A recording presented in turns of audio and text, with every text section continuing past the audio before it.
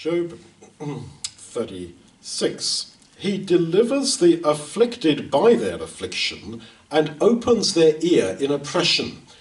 In other words, God uses suffering, as in the case of Job, to open people's ears so that they really understand what he's saying. And thereby, through their affliction, the afflicted are delivered or saved.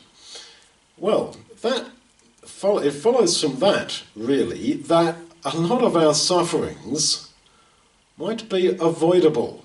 Because if you pray, as David very often does in Psalm 119, open my ears that I might really hear your word,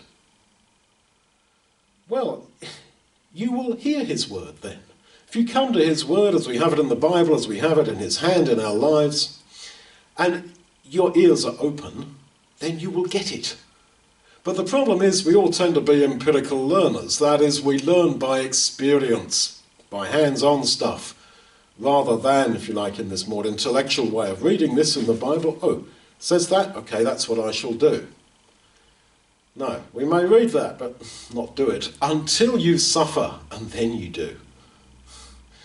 And so, in that sense, a lot of suffering is avoidable, and yet also there is an intention in suffering, that it opens your ears, that is the intention of it, through your oppression to hear God's word. But I'm saying that you can have your ears open anyway if you are truly humble to God's word and truly accept this as inspired by God.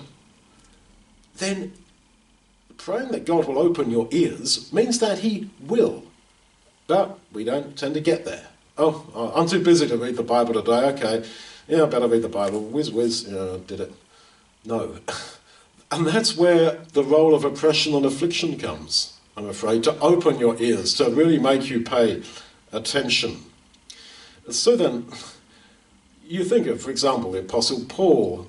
He was told by God's word to be an apostle to the Gentiles.